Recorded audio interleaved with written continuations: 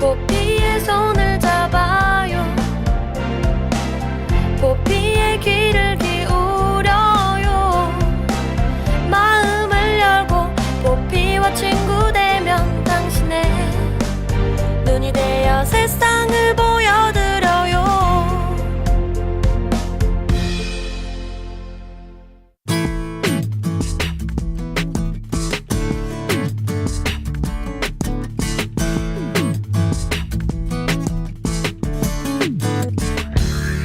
안녕하세요. 내 손을 잡아요 진행의 권순철입니다. 오늘은 정월 대보름입니다. 정월 대보름에는 불엄 깨기를 하면서 건강을 기원하고 1년 내내 좋은 소식만 들으라는 의미로 귀발기 술을 마시기도 합니다. 그리고 달집 태우기, 쥐불놀이 같은 민속놀이를 하기도 하죠. 여러 풍습들 중에서 무엇보다 의미 깊은 것은 바로 보름달을 보면서 소원을 비는 것이겠죠. 다행히 오늘 날씨가 맑아서 맑은 보름달을 볼 수 있다고 하니까요. 정월 대보름의 기분을 마음껏 느껴보시는 것도 좋겠습니다. 달맞이 시간은 오후 5시 49분 독도에서 시작해서 6시 13분 제주에서 끝이 난다고 합니다. 이곳 세종은 6시 8분, 서울은 6시 9분쯤에 가장 큰 보름달을 볼 수 있다고 하네요. 청취자 여러분은 어떤 소원을 빌지 생각을 해보셨나요? 빌고 싶은 소원들을 생각하면서 이 시간 함께 하시죠. 3월 5일 목요일 내 손을 잡아요 출발합니다.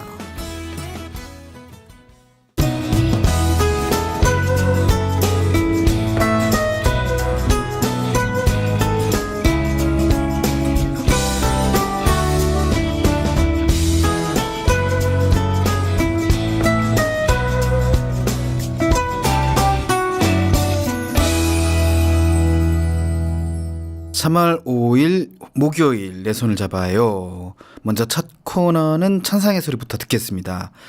오늘 천상의 소리에서는 시각장애인은 고수가 될 수 없다는 편견을 깨고 인천시 무형문화재로 지정된 고수 조경곤 씨를 만나봅니다.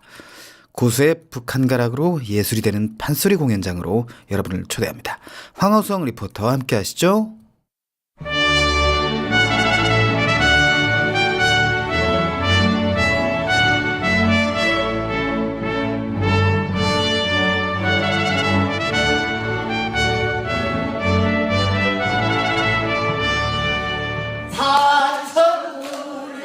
안녕하세요. 라디오 탐방기획 천상의 소리 황우성입니다. 1고수 2명창 판소리 공연에서 북을 치는 고수의 구실이 명창 못지않게 중요함을 강조하는 말입니다. 또 소년 명창은 있어도 소년 명고는 없다 라는 말도 있죠.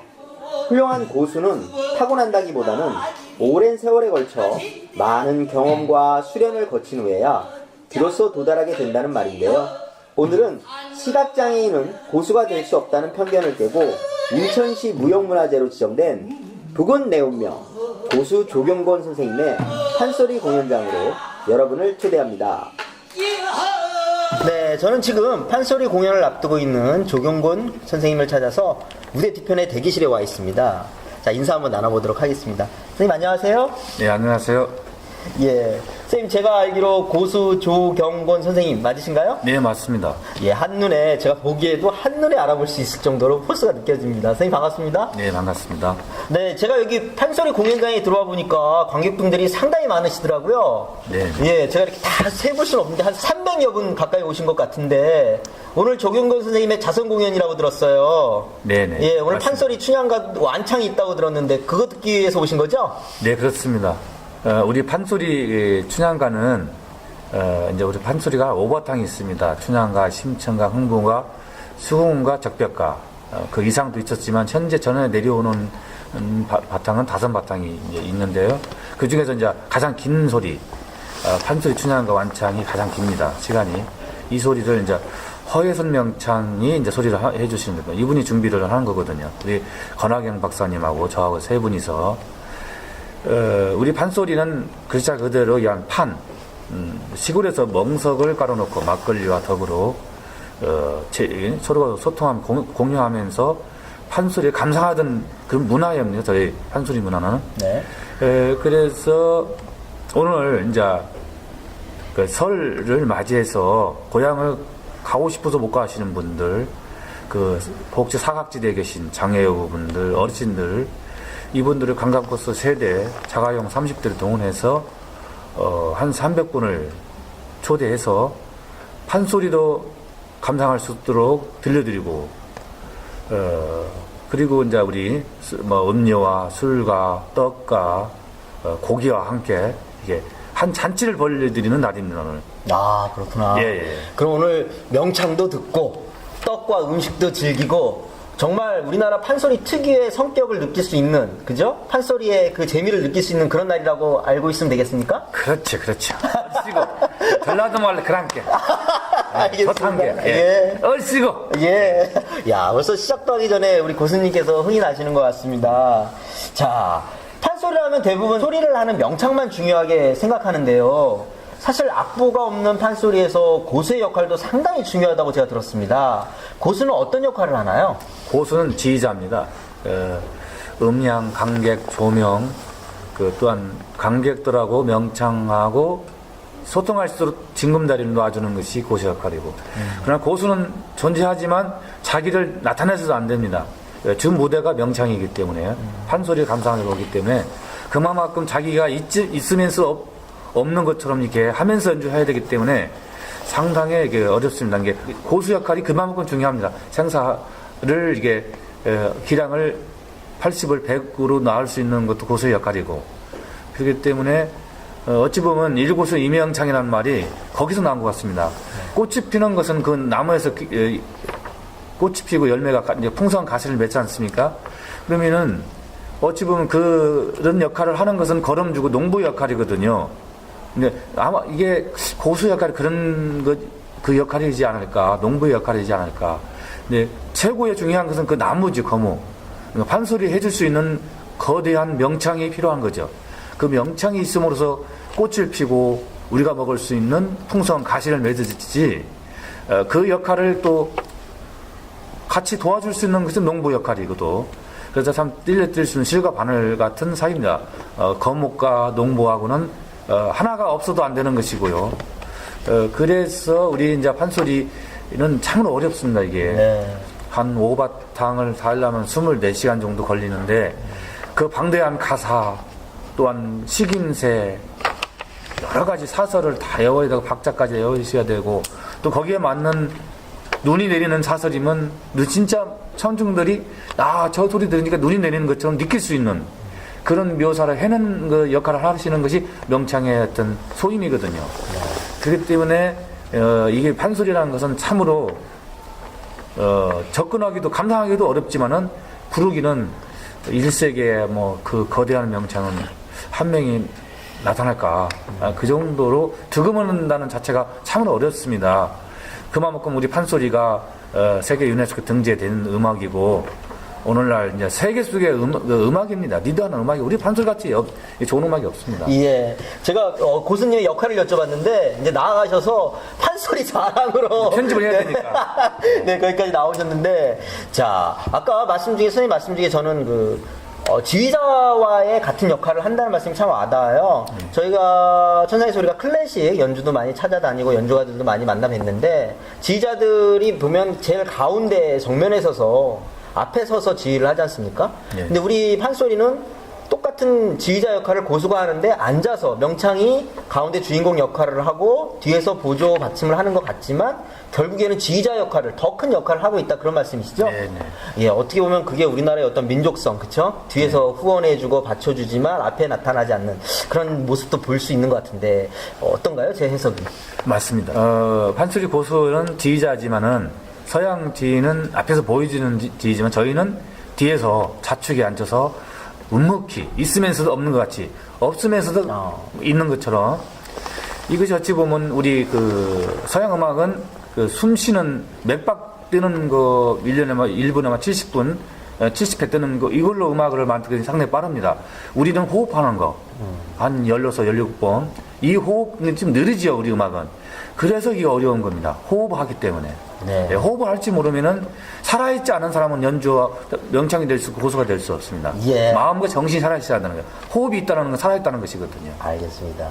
오늘 판소리에 대해서 장점, 자랑을 하려면 끝도 없을 것 같은데요. 공연도 못하고 오늘 계속 그 말씀만 하실 것 같습니다. 자, 제가 다른 질문에서요. 잘은 모르지만 그 판소리를 듣다 보니까 북은 하나인데 소리는 다양하게 나오더라고요, 선생님. 그 치는 위치에 따라서 소리가 달라지는 건가요? 어떻게 차이가 나나요?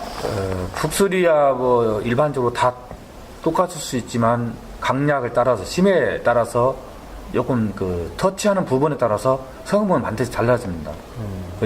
그래서 그런 부분들이 이제 사선에 맞춰서 연주해야 되기 때문에 조금 가장 가운데 북편을 두드리면 가장 큰 소리가 나고 네. 거기서 조금 심을 조절하게 되면 더 적은 소리가 나지만은 약간 그 가운데가 비껴나가면 소리가 잘 나지 성음이 잘 나지 않습니다. 예, 근데 그런 차이는 있습니다. 위치에 따라서. 예, 기회가 되면 선생님께 배워보도록 하고요. 자, 선생님, 그, 다른 질문으로 하나 들어가서요. 소리를 하는 명창의 입모양을 보고 북을 쳐야 한다.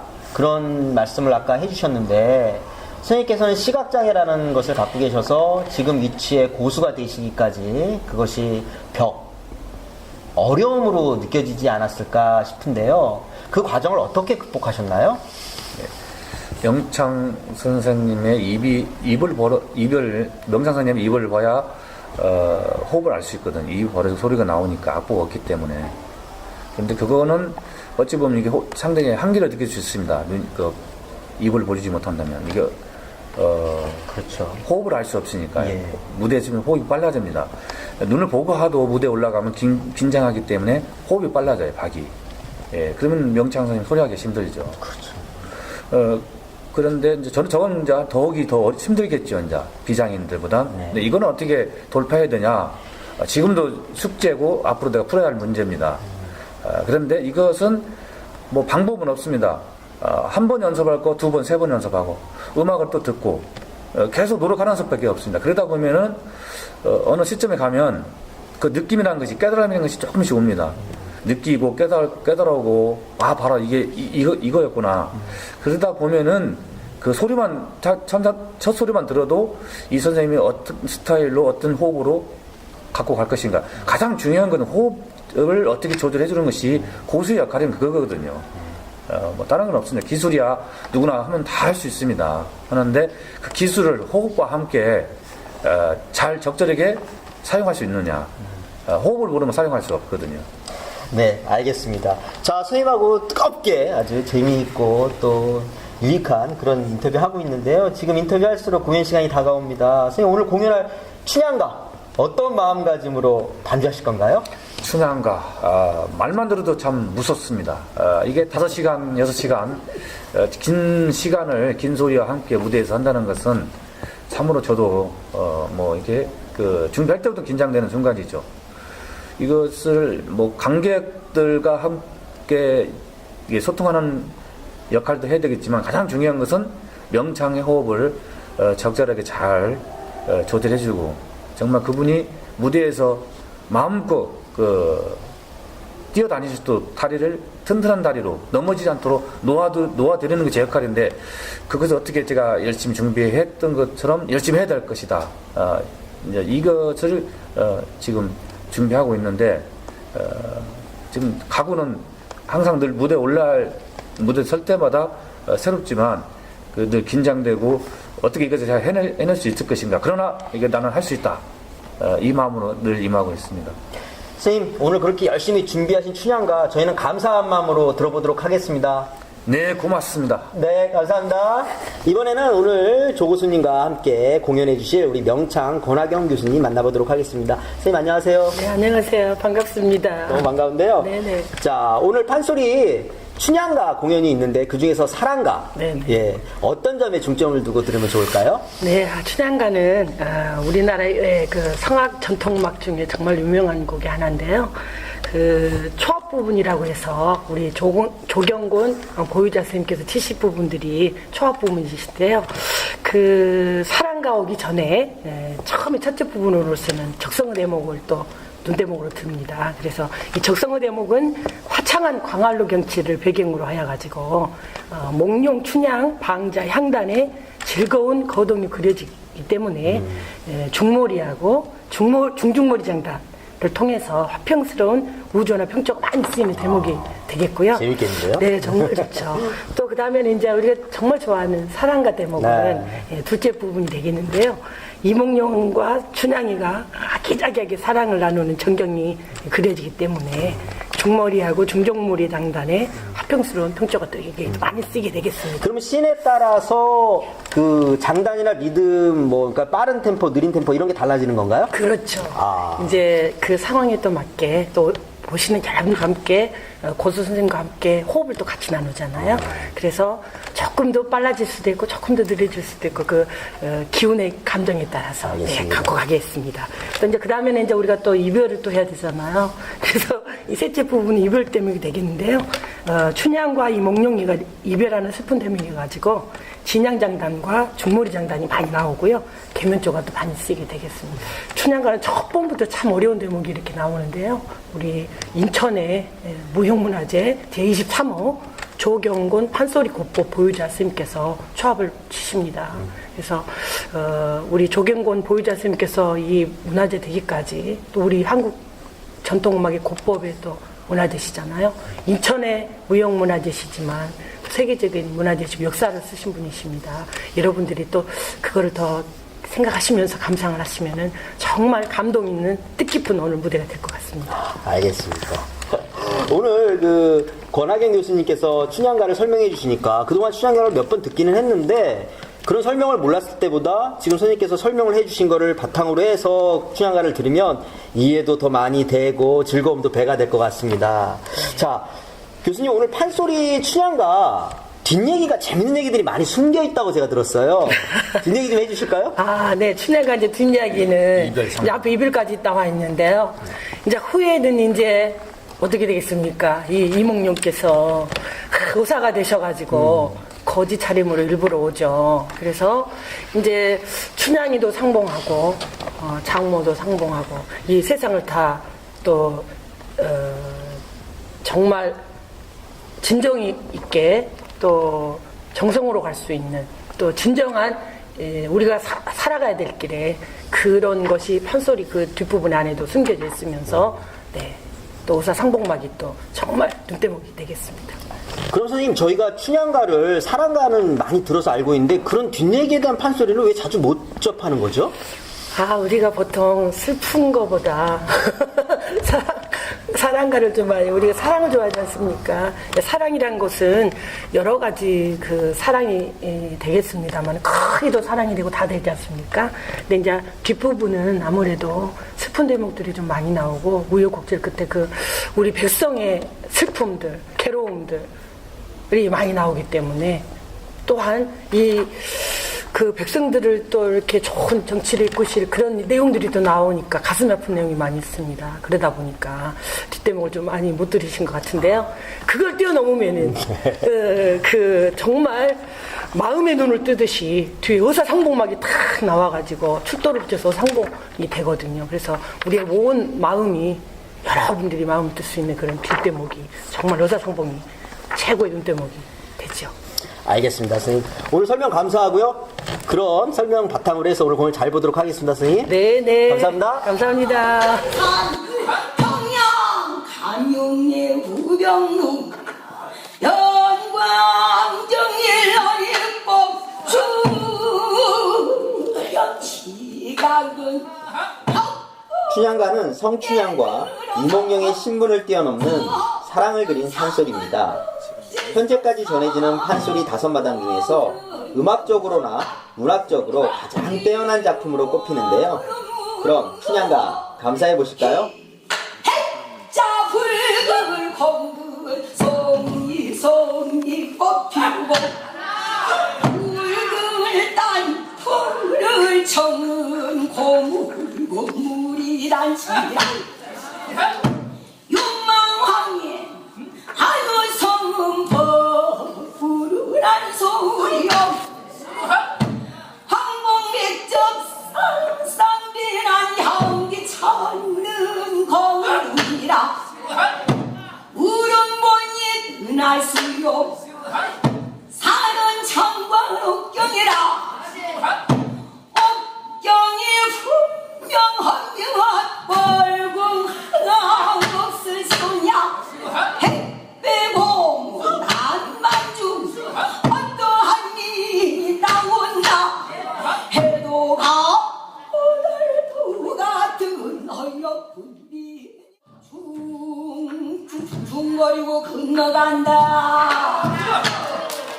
소약도 헛속 집어 버들에 안긴 툭척 훌륭한 전 하려보고 장송다리 툭 꺾고 축장사무소 절구로 이리 저리 건너가 춘향 추천 너는 앞에 발을 들어서 춘향을 부르되 그러니 그게 방안이 했다 춘향아 이번 행사는 고수 조경권 선생의 자선 공연이었는데요. 외롭게 지내는 인천 지역 어르신들을 초청해 따뜻한 음식을 나누는 모습이 인상적이었습니다. 본래 우리 음악이 멍석 깔아놓고 음식을 나누면서 함께 즐기는 진정한 의미에서의 열린 무대였다고 하는데요. 우리는 세계화를 말하면서 한국적인 것이 가장 세계적인 것이란 말을 구호처럼 외치고 다녔습니다. 하지만 정작 우리는 한국적이라고 말하는 우리 전통 문화에 대해 너무 문외한들이 아니었을까 생각해 보게 되는데요. 이제는 판소리가 어느 특정한 기념일이나 박물관에서 듣는 음악이 아니라 일상생활에서 누구나 쉽게 듣는 음악이 될 수 있기를 기대해 봅니다. 소리를 예술로 승화시키는 진한 울림의 고수 조경권 씨의 이야기는 다음 시간에도 이어집니다. 지금까지 천상의 소리 황호성이었습니다. 감사합니다. 10시까지 시장 신날까지 꾹꾹 바치라더냐 이 죽은 먹으러 쏙 빠질래서 나 춘향이 글 공부만 하는 줄 알았더니 목 공부도 담쁘겠네 그려. 그러나 자네 조사가 그렇지. 아니 내 치사가 뭐가 그럴단 말이냐. 내 이럴 테니 한번 들어봐라. 물 한 번 먹고 죄송합니다.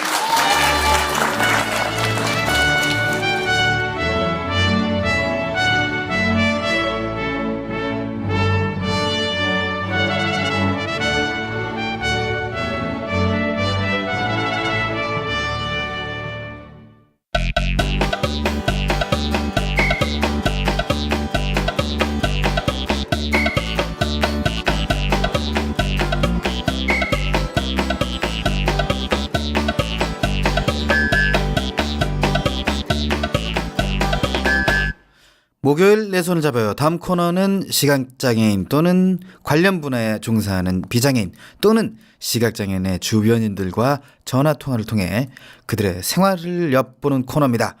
청취자 여러분의 울고 웃는 사연을 직접 들어보는 시간. 아무 주제나 좋습니다. 편하게 수다 떨어봅시다. 여보세요. 네, 안녕하세요. 네, 안녕하십니까. 예. 자신의 소개를 좀 해주시겠습니까? 예, 여기 봉천동에 있는 신로한 복지관에서 다니고 있는 유석천 시각장애인입니다. 류석천 선생님 안녕하세요. 반갑습니다. 예. 자, 나이가 좀 목소리를 들으니까 좀 있으신 것 같아요. 저보다 연배가 조금 한 3년 정도 높으신 것 같은데. 제가 목소리가 어려 보이는데. 아, 그래요? 제가 지금 농담입니다. 네. 제가 시은입니다. 20대 초반이니까 한 예. 3살 정도 많으지만 24 정도 되셨겠네요. 네. 고맙습니다. 네. 아이, 뭐 실례지만 올해 나이가 어떻게 되셨는지요? 예, 시은입니다. 아이고, 근데 목소리 진짜 젊으시네요. 예. 아유, 그래요. 목소리뿐만 아니라 얼굴도 좀. 동안. 야, 요새 동안이 인기가 많은데. 예. 자, 그렇군요. 아유, 반갑습니다. 근데 제가 알고 있기로는 시각장애인이 되신 지 얼마 안 되셨다는 얘기를 들었어요. 예. 얼마 전에 시각장애인이 되신 거예요? 그 눈의 병이 발견되고서 한 2년 반.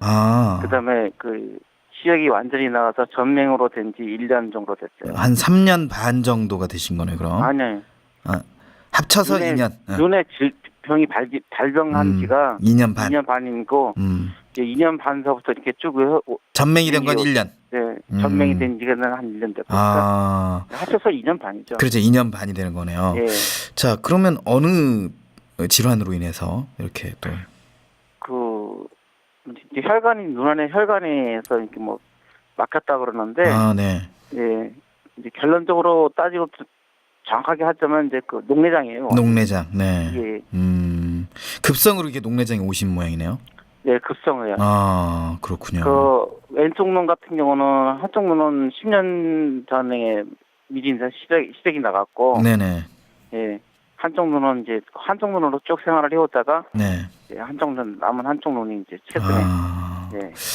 근데 사실 이제 우리가 뭐 저도 이제 시각장애인된 지 한 35년 정도 됐거든요. 제 선배네요. 네. 아유, 제가 뭐 선배 대접 받을 이유는 없습니다만은 뭐 네. 그런데 이제 많은 분들 이제 살펴보면 중도의 시각장애를 가지신 분들 가운데서 상당히 공백기가 많은 분들이 있어요. 근데 아까 네. 소개를 하실 때 실로암 시각장애인 복지관을 다니고 있는 류석천입니다. 이렇게 소개를 하셨잖아요. 예, 예. 그럼 공백기가 거의 없었다. 그러니까 시각장애를 갖게 되면서 여러 가지 뭐 혼란이 많이 오지 않습니까? 뭐 또 기분도 별로 안 좋고 뭐 되게 그렇죠. 세상을 다 잃은 기분이고 네. 그런 이제 방황기가 있기 마련인데 그 방황기 왜 이렇게 짧으셨는지도 되게 궁금하거든요. 네. 예. 저도 물론 그 다른 사람과 똑같이 이제 그 방황도 많이 했었죠. 네. 근데 이제 가급적이면 그걸 빨리 끝내고 또 그 주변의 사람들이 많이 도와줬어요. 일단 뭐 그 구청에 있는 그 구청 직원분이라든지 네. 아니면 또 실로암 복지관에 있는 복지관 선생님들 뭐 네. 그다음에 그 집 근처에 있는 그 교회라든지 네. 여러 군데서 도와주셔가지고 아주 그래서 수월하게 일어선 편이고 뭐 물론 뭐 앞에 안 보이는데 아무 일 없었듯이 이렇게 살 수는 없죠. 그렇죠. 네. 예, 그렇지만은 뭐 지금은 이제 무난하게 지금 살고 있습니다. 아, 무난하시다. 네, 말씀. 그러니까 이 교회에서 이 복지관을 소개를 좀 해주신 모양이네요. 예, 교회에서도 이렇게 도와주시러 오고요. 네네. 예, 또 우리 그 제일 많이 이제 지원을 받는다 이 신람 복지관에 네. 예, 여기서 제일 많이 도움을 받고 있습니다. 아, 그렇군요. 예. 자, 그 본인보다도 상당히 가족 주변인 이런 분들이 좀 더 힘드셨을 거라는 생각도 드는데 가족분들이 이렇게 신람 복지관에서 재활 교육을 받는 류석천 씨를 보고 뭐라고 좀 하던가요? 뭐 당부 말씀이나 이런 거 없었나요? 뭐 당부고 할 것도 없고 뭐 집안이 초상났죠 뭐. 아이고. 그렇죠. 네. 또 당장 경제 생활이 좀 어려울 수도 있고 뭐 그렇죠. 그러니까. 네. 근데 이제 제가 이제 다행히 네. 그 사회생활을 하던 중에 있었기 때문에 이제 그 돈이 아주 없진 않고 그 동안에 좀 벌어놓은 게 조금 있어가지고 네. 예 그걸로 방 얻고 또 그 국가에서 지원금을 받을 때까지 공백 기간이 있잖아요. 네네. 예. 그 정도는 무난하게 넘어왔기 때문에 예. 그래도 좀 가족들이 걱정이 많으시겠죠? 그렇죠. 뭐 저 어머님이 제일 힘들어하시죠. 아, 어머니께서 예, 굉장히 예. 힘드시군요. 그래요. 지금 실로암에서는 어떤 걸 좀 배우고 계십니까? 뭐 지금 처음에는 이제 컴퓨터 배우고 컴퓨터. 네. 네, 지금 이제 복지관에서 헬스클럽 그다음에 운동하시고 지금 또 수영도 배우고 있고. 수영 배우시고. 예. 아, 운동을 열심히 하시는구나. 또 엊그제는 스키장도 갔다. 아유, 그래요. 예. 스키장 사실 이제 살아온 날이 많으시기 때문에 스키장은 뭐 한 번 이상은 분명히 가셨을 텐데. 예. 예전에 갔을 때는 그냥 뭐 제가 배우거나 뭐 이런 것보다도 그냥 마구잡이로 사는 거 있잖아요. 막 그랬죠. 그냥 넘어지거나 말거나 틀 줄 알거나 말거나 그냥 마구잡이로 배우고 뭐 이렇게 그렇게 한 두 번 탔는데 이제 시력이 없는 상태에서 타려고 보니까 네. 너무 힘들더라고요. 아, 어떤 점이 힘듭니까? 일단 뭐 방향 그런 거 하나부터 해가지고 뭐 앞이 안 보이는데 어떻게 나가야 될지 모르겠고. 그렇죠. 네. 네. 또 이렇게 감각이 전혀 그랬는데 요번에 갔을 때는 너무 좋았어요. 어떤 네. 강사 선생님이 이제 저 같은 경우는 두 분이 붙어주셨는데 네네. 뒤에서 한 번 붙고 앞에서 한 번 붙고 해가지고 뭐 방향 어디에 힘주고 어디서 힘 빼고 또 어떻게 가라는 이렇게 다 일러주셔가지고 네. 아주 너무 수월하게 했습니다. 아, 그러셨군요. 네. 예전에는 그냥 슬로프가 좀 보이는 대로 그냥 내려가다가 뭐 넘어져도 괜찮고 그렇죠. 뭐 그랬는데 지금은 좀 확실하게 방향 감각이 없기 때문에 뭔가 기술도 좀 배워야 되고 그런 게 좀 다른 점이 될 수 있겠는데 그렇죠. 뭐 다치셨다고 제가 이야기를 들었는데요. 넘어지셨어요 또? 타다가? 넘어진 건 아니고요. 아, 네. 한참 가고 있는데 네네. 그물이 저를 덮치더라고요. 아이고 그물이 쫓아왔구나.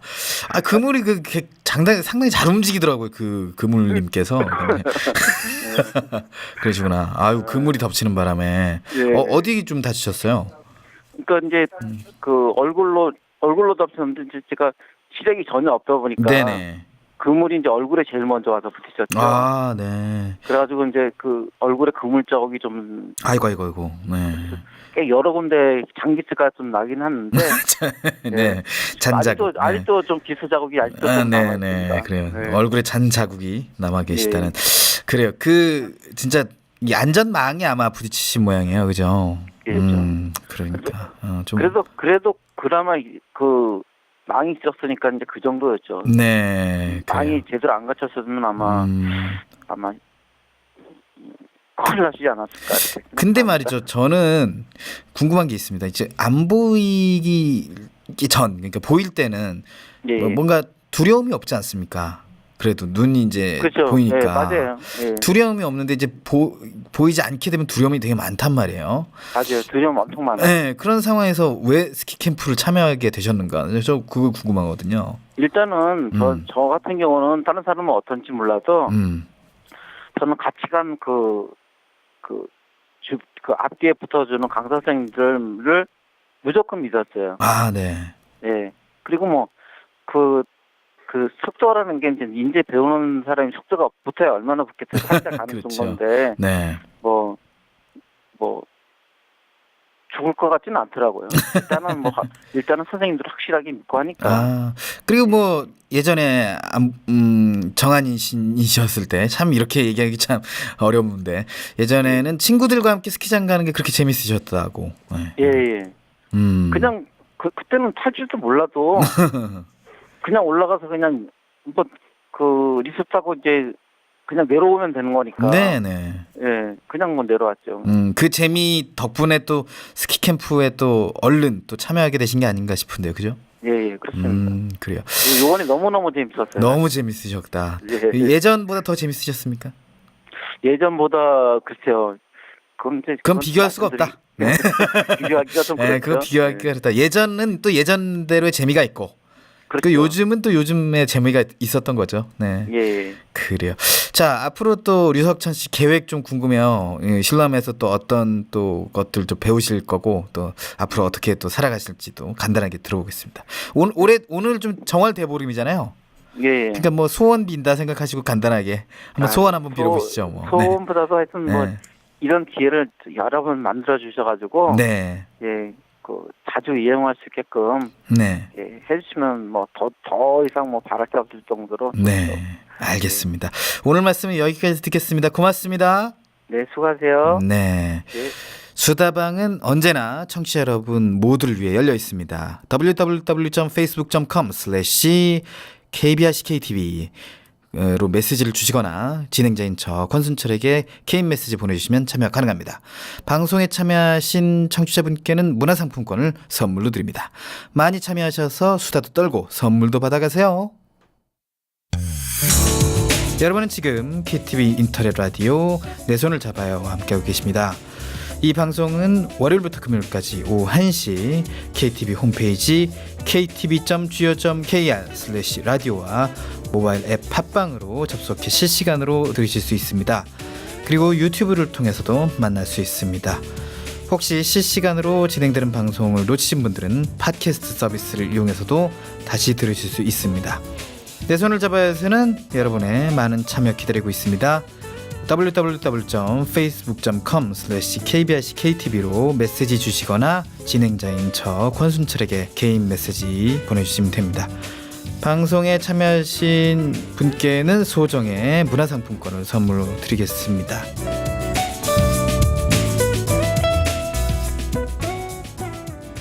다음은 시각장애인들이 보고 싶은 다양한 영상문화 콘텐츠들을 해설해드리는 영상해설 시간입니다.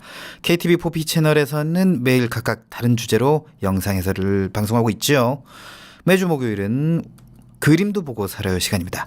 예술작품에 대한 해설과 다양한 역사 그리고 작품에 얽힌 다양한 이야기를 풍성하게 전해드립니다. 임성원 영상해설사 준비하고 있습니다.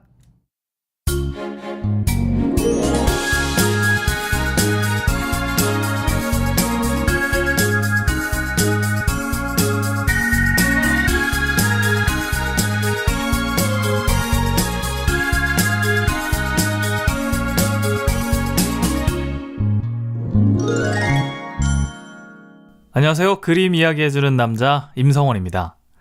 오늘은 그림도 보고 살아요 4번째 시간인데요. 매주 목요일마다 세계의 명화를 비롯한 다양한 예술작품들을 이 시대의 흐름이나 사주에 따라 설명해드리고 아름답고 훌륭한 작품 이미지를 말로 해설해드리고 있는데요. 이 매 회마다 어떻게 하면 조금 더 흥미롭게 그림을 설명해드리고 해설해드릴 수 있을까 늘 고민하고 있습니다. 어쨌든 작품에 숨겨진 다양한 뒷이야기들도 찾아서 이렇게 들려드리고 있는 그림도 보고 살아요. 계속해서 관심 많이 가져주시고요. 예술작품 감상을 통해서 힐링할 수 있는 시간이었으면 좋겠습니다. 그럼 상쾌한 마음으로 3월의 첫 번째 주 그림도 보고 살아요 4번째 시간 출발합니다. 지난 시간에 해설해드렸던 3번째 작품 이 산드로 보티첼리의 비너스의 탄생 그리고 레오나르도 다빈치의 최후의 만찬과 모나리자까지 르네상스 시대를 대표하는 이 회화 작품을 설명해 드렸는데요. 이번 시간에는 제 전공 분야죠. 바로 입체, 조각상을 설명해 드리도록 하겠습니다. 네. 사실 입체는 이 손으로 만져보는 체험이 참 재미있고 중요한데요. 대부분의 전시장을 가보면 보통은 만지지 마시오, 손대지 마시오 등 그렇게 적어놔가지고 그냥 눈으로만 쓱 보고 지나갈 수밖에 없는 그런 작품들이 많잖아요. 그래서 제가 생각하기로는 눈으로 보듯이 손으로 만져보듯이 작품 해설을 해드려야 한다는 생각이 많이 들고 있습니다. 네. 오늘은 또 이런저런 생각이 많이 드는 날인 것 같아요. 네. 네, 어쨌든 오늘 제가 가져온 작품은요, 바로 나는 대리석에서 천사를 발견하고 그 천사를 자유롭게 할 때까지 조각한다 라는 위대한 어록을 남긴 이 미켈란젤로 부오나로티의 걸작 다비드상입니다. 네. 미켈란젤로는 많이 들어보셨을 텐데 이 미켈란젤로 부오나로티 이렇게 전체 이름은 아마 생소하실 거예요. 저도 그렇게 자주 들어본 이름이 아니거든요. 네, 어쨌든 이 미켈란젤로의 다비드상을 알아보기 전에 이 다비드상이라는 작품, 그 조각품에 대해서 잠깐 설명해 드리겠습니다. 이 다비드, 다른 말로는 다윗이라고도 부르는데요. 참고하시면 될 것 같고요. 아무튼 다비드는 구약 성서의 사무엘서 17장에 나오는 골리앗을 죽인 16세의 어린 소년인데요. 르네상스 시대의 수많은 조각가들에 의해 만들어지고 그려졌다고 합니다. 이탈리아의 도나텔로라는 조각가는 이 대리석으로 된 다비드와 청동으로 된 다비드를 제작했고요. 그 이후에 역시 이탈리아의 베로키오라는 화가 겸 조각가도 이 적장의 머리를 발로 밟고 있는 그러고 서 있는 이 다비드상을 조각했습니다. 그리고 17세기 바로크 시대의 가장 위대한 조각가이자 건축가라고 하는 베르니니는 이 적을 향해 돌을 던지려는 순간을 표현했는데요. 그래서 운동감이 아주 뛰어난 다비드상을 조각했다고 합니다. 네, 아주 여러 명이 이 다비드라는 그 소년을 조각하고 그림도 그리고 많이 만들었다고 합니다. 그런데 그 중에서도 아무리 그래도 가장 유명한 작품은 바로 미켈란젤로의 다비드상이라고 하는데요. 미켈란젤로는 1501년부터 1504년까지 무려 3년 동안 한 덩어리의 대리석으로 압도적인 크기의 거대한 다비드상을 조각했다고 합니다. 네, 그래서 오늘 제가 이 다비드상을 선택했습니다. 미켈란젤로의 다비드상은 이 다윗이 골리앗과 싸우기 직전에 긴장된 순간으로 표현되어 있는데요. 망태를 메고 옆으로 똑바로 응시하며 서서 오른손에 돌을 숨겨서 쥐고 있고 막 던지려고 하는 그 순간의 모습입니다. 그리고 다비드상은 아무런 옷도 걸치지 않은 나체의 청년인데요. 청년상인데 이 사실 16세 어린 소년의 다윗이지만 미켈란젤로는 이런 소년이 아니라 다 자란 성인의 청년을 표현했기 때문에 눈빛도 아주 강렬하고 힘도 아주 세 보이는 근육질의 몸매를 가지고 있습니다. 네. 지난 시간 비너스의 탄생에서 비너스는 뭐 그림이고 또 회화였고 또 머리카락과 손으로 이 조금씩 몸을 가리고 있었는데요. 다비드상은 입체적인 조각에 또 살아있는 듯한 느낌을 주는 작품인데도 아무것도 가리지 않고 알몸, 나체 조각품이고 그 균형적인 몸의 자태를 뽐내고 당당하게 서 있습니다. 네. 실제로 보면 정말 압도당한다고 하더라고요. 제가 작년에 이탈리아 피렌체에 다녀왔는데 이 미술관 시간을 못 맞춰가지고 들어가지도 못하고 이 앞쪽에 있는 광장에 있는 조각 작품들만 보고 왔던 너무나 안타까운 일이 생각이 나네요. 네. 언젠가는 꼭 볼 수 있는 날이 오기를 기대하면서 살아야 될 것 같습니다. 네. 계속해서 미켈란젤로의 다비드상은요, 이 고대 이후 나체의 남자 조각상 가운데 이 가장 큰 작품이라고 하는데요.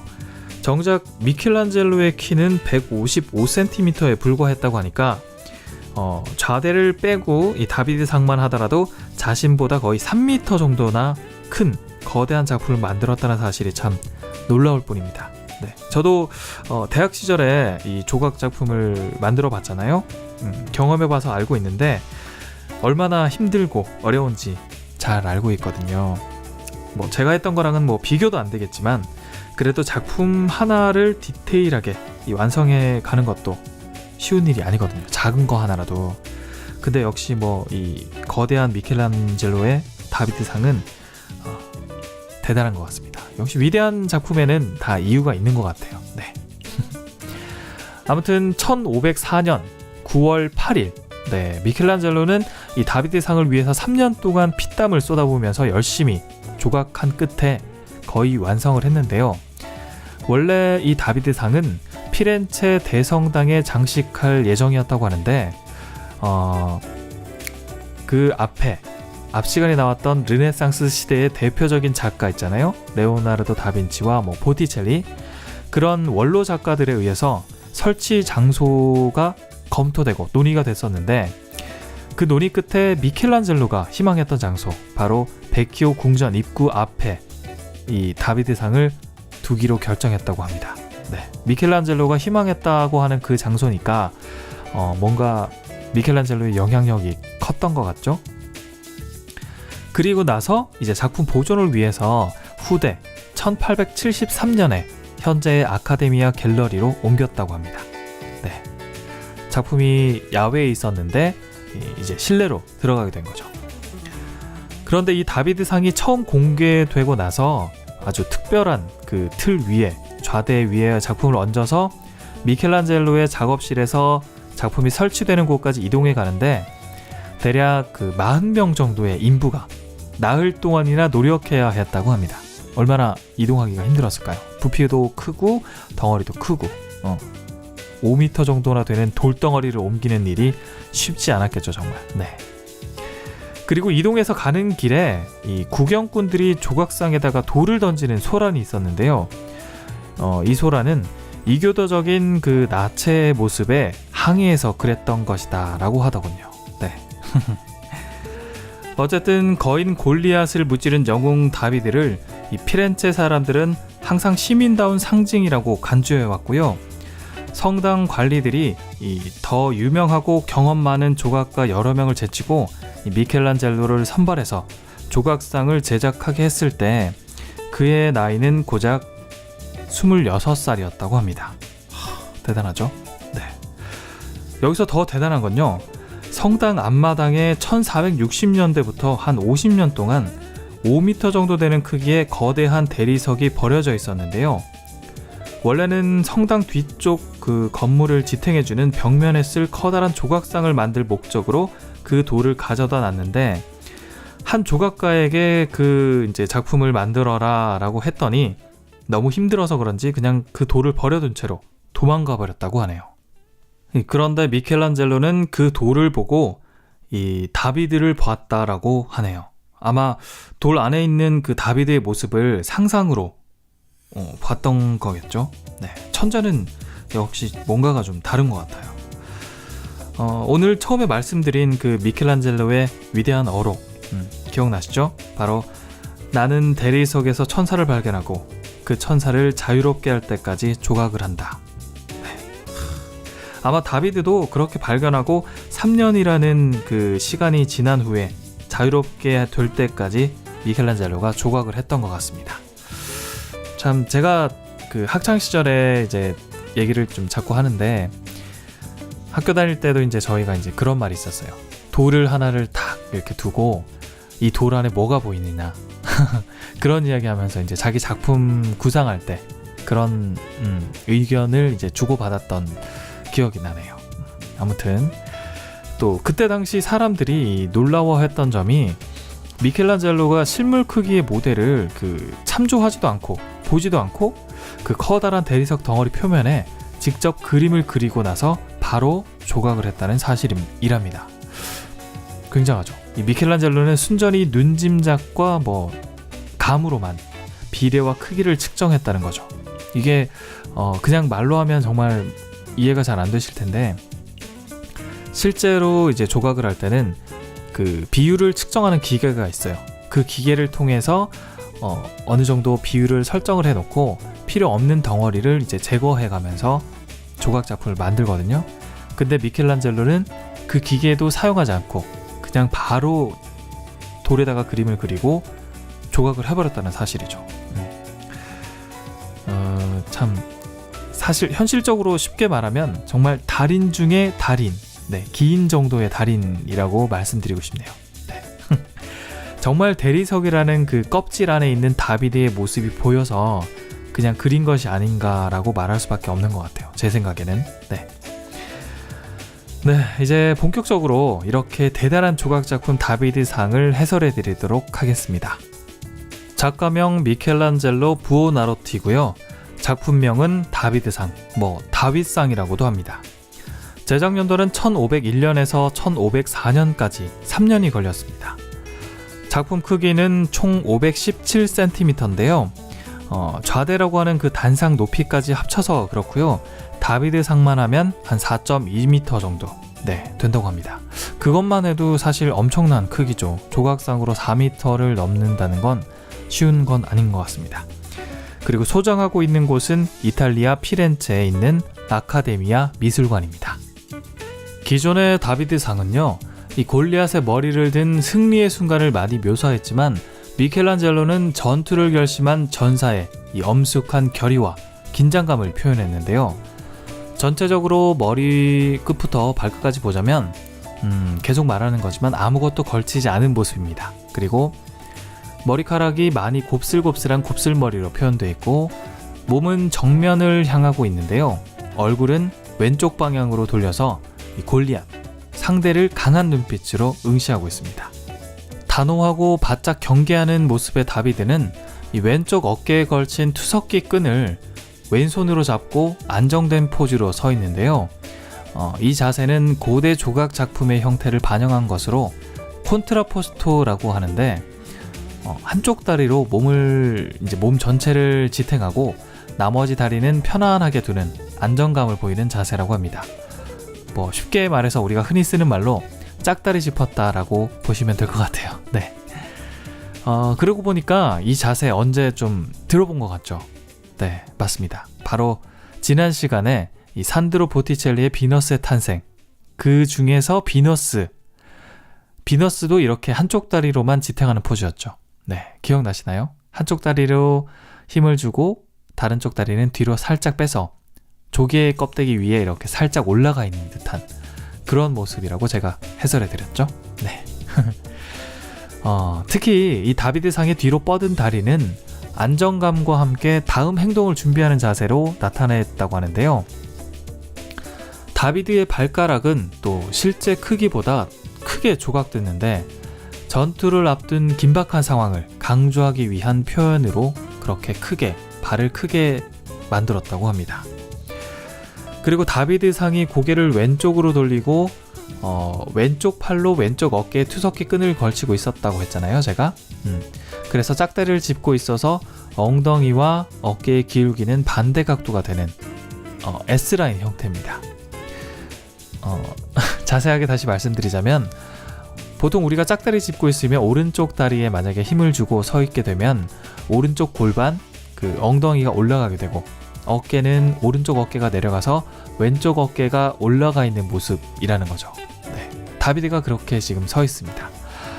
뭐 잘 모르시겠다, 이해가 안 되신다고 하시면 직접 일어나셔서 오른쪽 다리에 힘을 딱 주고 짝다리를 짚고 서면 자연스럽게 균형을 잡기 위해서 이제 그렇게 S라인, 네, 모델처럼 그렇게 된다는 거죠. 한번 해보시겠어요? 네. 어쨌든 그래서 다비드상은 전체적으로는 그 모델 자세처럼 S자의 라인으로 보입니다. 그리고 여기서 중요한 포인트가 또 있는데요. 다비드상에서 다소 비현실적인 크기로 조각된 곳이 있는데요. 어디일까요? 궁금하시죠? 네, 바로 머리와 손인데요.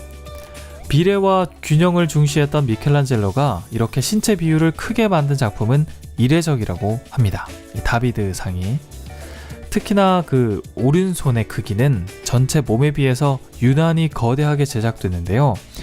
아무래도 미켈란젤로가 작품의 크기가 크고 또 성당 지붕에 작품을 설치할 것을 고려해서 아래쪽에서 올려다 봤을 때의 다비드상의 전체적인 비율을 생각해서 그 손과 얼굴을 훨씬 크게 제작했다고 합니다. 정말 대단하죠? 네. 5m나 되는 작품을 그냥 제대로 된 비율로 조각하기도 힘들었을 텐데 아래쪽에서 바라보는 시점까지 계산해서 이 보는 사람까지 생각했다는 게 참 대단한 것 같아요. 어쨌든 이 섬세한 이유로 다비드상은 머리와 오른쪽 손이 더 크게 조각되어 있다는 거 기억하시면 좋을 것 같습니다. 이 다비드상의 아주 특징 중에 가장 큰 특징이라고 할 수 있죠. 그리고 순백의 대리석의 표면은 마치 정말 사람의 피부처럼 아주 섬세하게 마무리되어 있는데요. 빛을 받으면 매끄러운 표면에서 광택이 살짝 나는 모습입니다. 조각 작품은 평면이 아니라서 360도로 입체적으로 볼 수 있어서 좋은데요. 앞쪽에서 봤을 때 이 멋진 근육은 물론이고 뒤쪽 그 등 근육과 엉덩이 그리고 다리 근육까지 정말 자연스럽고 사실적으로 표현되어 있고요. 심지어는 그 거대하게 표현되어 있는 손에는 실핏줄까지도 자세하게 조각이 되어 있습니다. 실제로 보면은 그러니까 심장이 쿵쾅쿵쾅 뛰어서 피를 보내잖아요. 그 피가 흐르고 있는 듯한 그런 느낌까지 받는다고 하네요. 저도 실제로 못 봐서 이렇게 정확하게는 말씀드리진 못하겠는데 많은 사람들이 그렇게 얘기하더라고요. 네. 이제 얼굴을 조금 더 자세하게 알아볼 텐데요. 다비드상의 얼굴은요. 임전무토의 그 결의에 찬 다비드의 꽉 담은 입술, 그리고 찡그린 눈썹, 그리고 미간의 깊은 주름이 심리적으로 지금 팽팽한 긴장감과 도전적인 표정으로 조각되어 있습니다. 아무래도 골리앗에게 그 숨겨서 이렇게 쥐고 있는 돌덩어리를 이제 던지기 직전이니까 얼마나 긴장되고 조마조마하겠어요. 네. 하지만 도전적이고 당당한 그런 표정의 다비드상인 것 같습니다. 그리고 그 곱슬곱슬 거린다는 머리카락은 그 덩어리가 잘 살아있는 아마 부드러운 펌어를 한 듯한 그런 모습으로 굉장히 머리가 풍성해 보이고요. 그런 것까지 하나하나 잘 표현한 걸 보면 미켈란젤로의 그 땀방울이 고스란히 스며 있는 것 같아요. 네. 이렇게 다비드상은 고대 이후로 가장 큰 규모로 조각된 최초의 나체상이었고요. 그 엄청난 크기에도 불구하고 소박하고 우아한 느낌이 드는 작품입니다. 르네상스 미술뿐만 아니라 고금을 통틀어서 이 최고의 걸작 중에 하나로 손꼽힌다고 하더라고요. 네. 그냥 제가 생각해봐도 그 당시의 어떤 환경이나 조건을 살펴봤을 때 이 정도 크기의 어떤 작품을 만들어낸다는 건 굉장한 일인 것 같아요. 오늘 제가 준비한 작품 미켈란젤로의 다비드상은 여기까지입니다. 좀 재미있으셨나요? 처음으로 조각 작품을 해설해 드렸는데요. 이 조각이고 또 입체라서 그런지 이것저것 할 이야기가 좀 많았던 것 같습니다. 알면 알수록 더 궁금해지고 할 이야기가 많은 세계의 예술 작품들 다음 주에도 기대 많이 해주시고요. 혹시 그동안 보고 싶었던 그림이나 작품 이야기들 그리고 작품과 관련된 뒷이야기들이 궁금하시면 나는 꼭 이걸 보고 싶다, 이 작품이 듣고 싶다 라고 하시는 분들은 작가와 작품 제목 적어서 권순철 DJ에게 메시지로 보내주시면 될 것 같습니다. 저는 다음 주 목요일에 또 다른 멋진 작품으로 돌아오겠습니다. 지금까지 그림도 보고 살아요 진행의 임성원이었습니다. 다음 주에 또 만나요.